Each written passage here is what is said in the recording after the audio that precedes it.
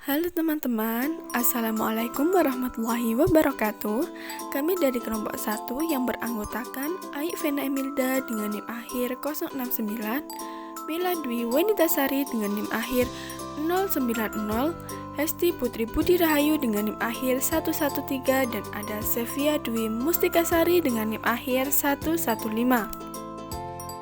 Adapun standar kompetensi yang ingin kita capai yaitu memahami berbagai penelitian di bidang pendidikan.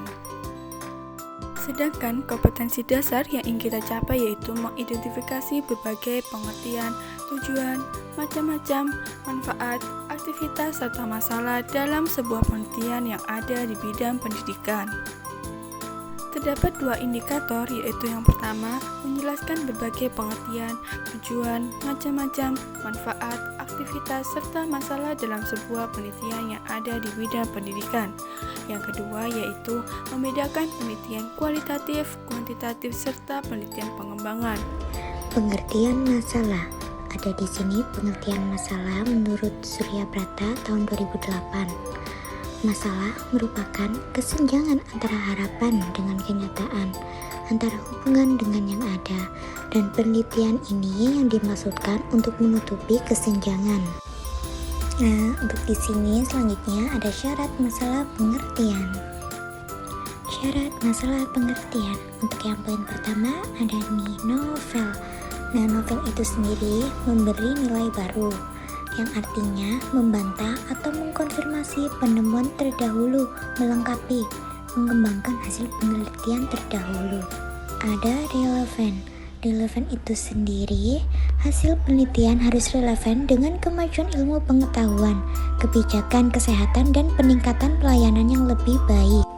Nah, untuk selanjutnya ada etikal. Etikal itu sendiri artinya tidak bertentangan dengan etika. Selanjutnya ada interesting. Interesting ini masalah penelitian yang diangkat harus menarik bagi peneliti. Nah, sehingga proses peneliti dilakukan dengan sungguh-sungguh, dan peneliti diharapkan dapat memberikan nilai tambah bagi kemajuan ilmu pengetahuan. Dan penelitian yang hanya mengulang penelitian sebelumnya seringkali tidak menarik, membosankan, dan memboroskan biaya. Nah, oleh karena itu, originalitas penelitian sangat penting dalam mempertimbangkan suatu masalah untuk diteliti. Selanjutnya ada feasible, yang artinya tersedia subjek, dana, waktu, alat, dan keahlian. Yang artinya itu merupakan syarat mutlak sebuah masalah dapat diangkat menjadi masalah penelitian.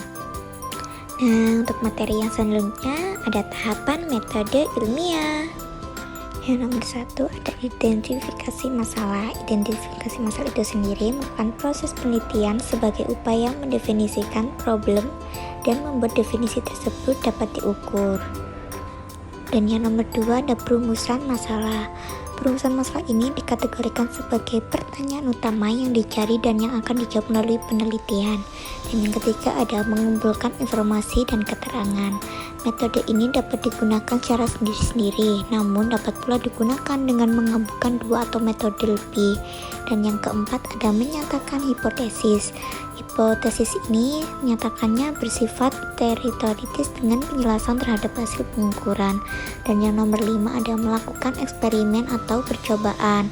Hipotesis harus diuji kebenarannya dengan melakukan percobaan. Dan yang terakhir nomor 6 ada menganalisis data.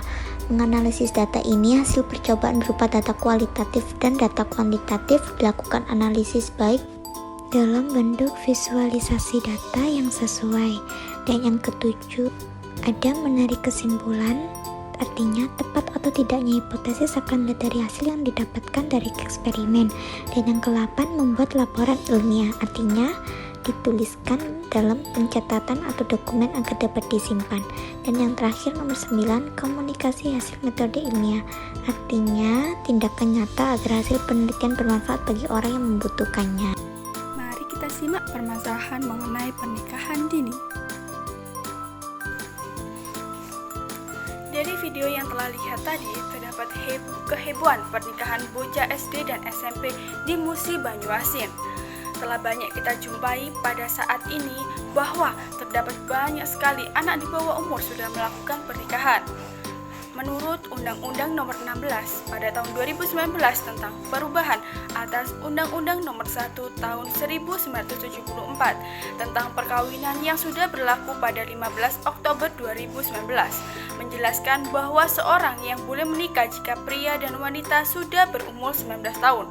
Sebelumnya memang undang-undang yang berlaku mengizinkan bahwa menikah di umur 16 tahun.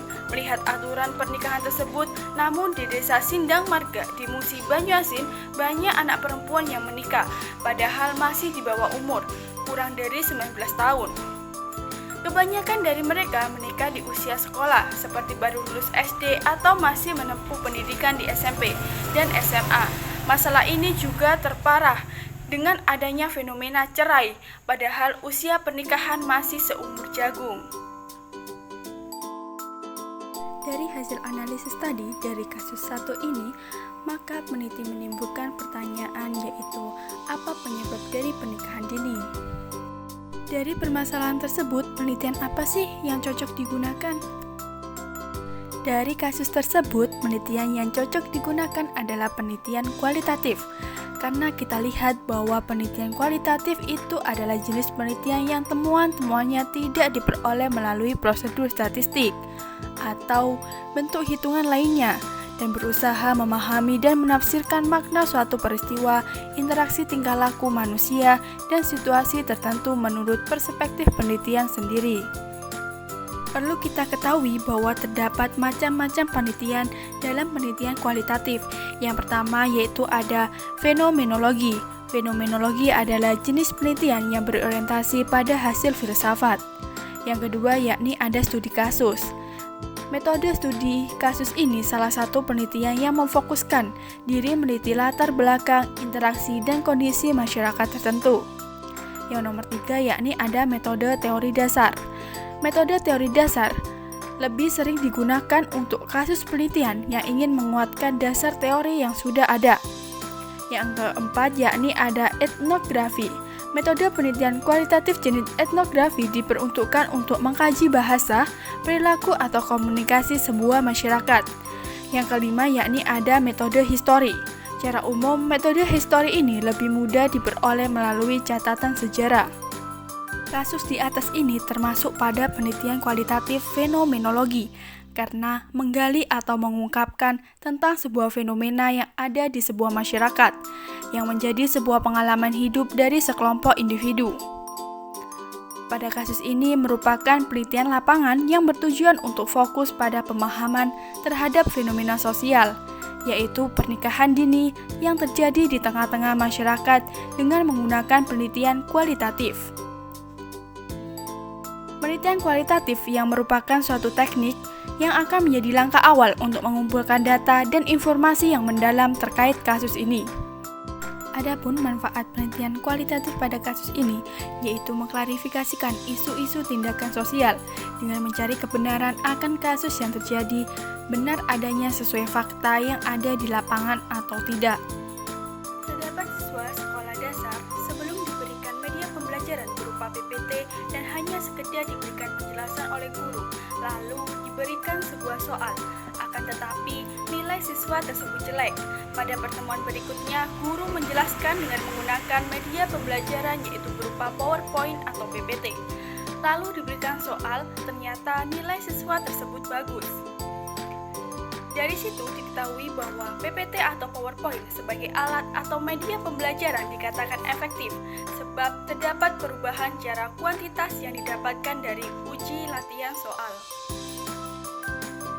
Dari hasil pada menganalisis kasus kedua ini, maka peneliti menimbulkan pertanyaan yaitu apa rencana yang akan digunakan guru untuk mengembangkan pembelajaran di kelas.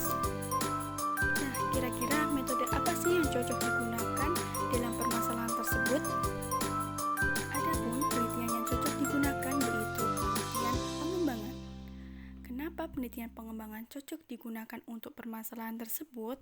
Karena kita lihat terlebih dahulu terkait dari pengertian dari penelitian pengembangan.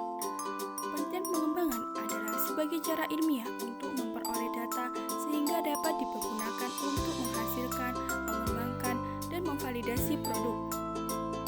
Serta manfaat dari penelitian pengembangan sendiri, salah satunya yaitu memfasilitasi pembelajaran. Pembelajaran yang menjadi fokus dalam penelitian pengembangan tertentu akan lebih lengkap dan mudah diterima oleh dunia pendidikan. Begitupun terkait tujuan dari penelitian pengembangan, yaitu ingin menilai perubahan-perubahan yang terjadi dalam kurun waktu tertentu. Pada tujuan pengembangan dalam dunia pendidikan yaitu untuk menjembatani kesenjangan antara sesuatu yang terjadi dalam penelitian pendidikan dengan praktik pendidikan dan menghasilkan produk penelitian yang dapat digunakan untuk mengembangkan mutu pembelajaran secara efektif. Dari situ sudah jelas bahwasanya pada permasalahan tersebut yaitu menghasilkan sebuah produk berupa media pembelajaran yaitu PPT. Ada dua macam penelitian pengembangan, yaitu penelitian formatif dan juga studi rekonstruksi.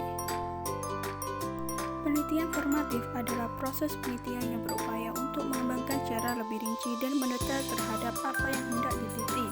Sedangkan studi rekonstruksi adalah upaya untuk menganalisis penelitian yang diangkat, bisa berbentuk proses pengembangan ataupun intervensi pengembangan. Itulah dua macam penelitian pengembangan, namun secara umum R&D dapat pula digunakan untuk menguji keefektifan produk dan menghasilkan sebuah produk tertentu. Dalam macam-macam penelitian pengembangan, tentu yang paling cocok digunakan yaitu studi rekonstruksi. Di dalam rekonstruksi ini merancang kembali dengan konsep yang sama tapi kurang lebih mengenai pengembangan. Di situ ada perbedaan sedikit mengenai konstruksi awal dan sesudah. Dan sesudahnya itulah yang dinamakan rekonstruksi.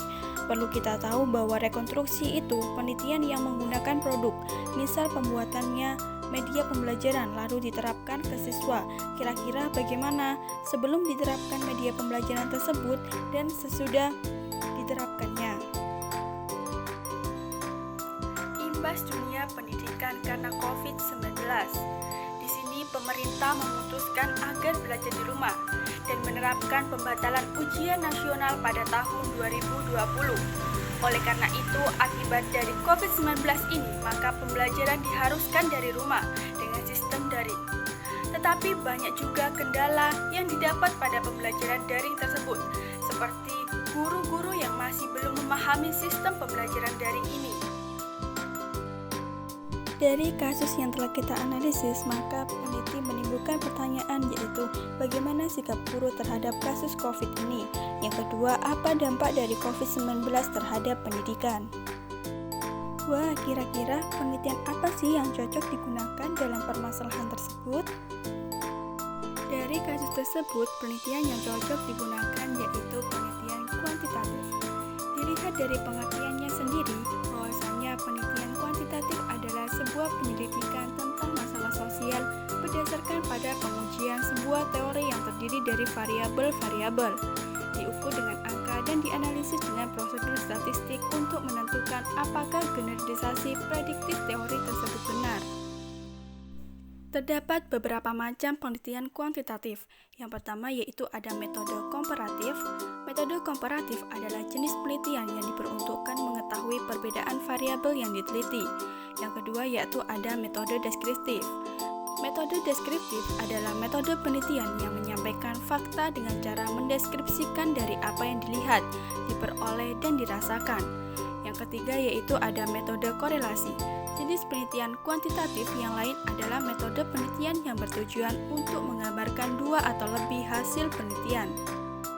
Jadi, dapat dikatakan bahwa kasus di atas penelitian yang digunakan yaitu menjurus pada penelitian kuantitatif deskriptif, karena metode penelitiannya menyampaikan fakta dengan cara mendeskripsikan dari apa yang dilihat, diperoleh, dan yang dirasakan.